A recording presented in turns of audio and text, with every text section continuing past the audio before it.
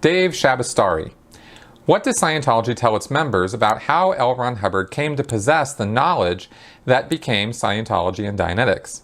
Was he just a super smart guy who figured it out, or somehow had the knowledge magically implanted in his brain, or other? Yeah, there's a few lines on this one. Hubbard was supposed to be naturally brilliant and a genius type of thing, and was born with the mission to save mankind and bring good things to the world. Hubbard himself claimed to, at one point, to be a reincarnation or a fulfillment of a prophecy of the return of Buddha. He created a book called Hymn of Asia, which, or the Song of Asia, which has him asking, "Am I Matea?"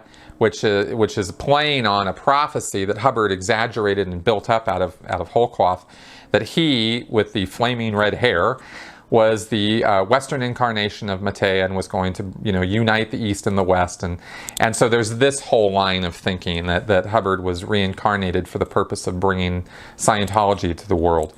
Then there are people in Scientology like me who, when I was in, who think that Hubbard was just a really smart guy, really good researcher, and really had a really good head on his shoulders, and was the guy who could sift through lots and lots of information in psychology and philosophy and science, right, and chemistry and nuclear physics and atomic physics and this kind of thing. Back when we used to, subscribe to his own version of his biography, which I obviously have come to learn is complete bullshit.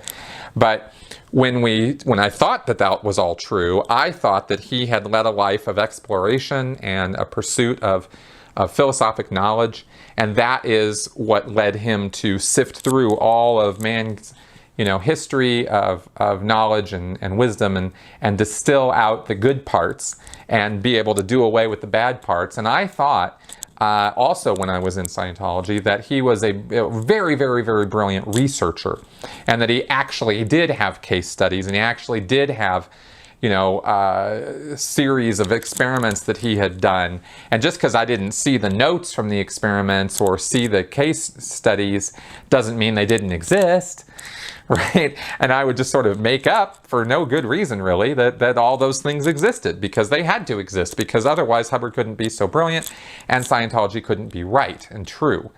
So that's kind of another way that people in Scientology think about Hubbard. And yeah, I think that's pretty much where everybody kind of gets the idea of where Hubbard gets his ideas from.